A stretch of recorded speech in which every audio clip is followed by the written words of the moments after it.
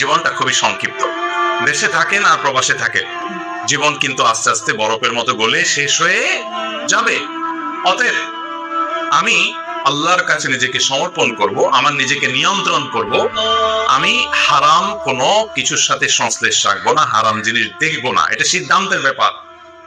যদি আপনি হারাম জিনিস না দেখা কষ্ট নিতে পারেন, হারাম জিনিস না দেখাটা তো কষ্টের, কারণ মনে চায় দেখতে, মনের সাথে যুদ্ধ করতে হয়।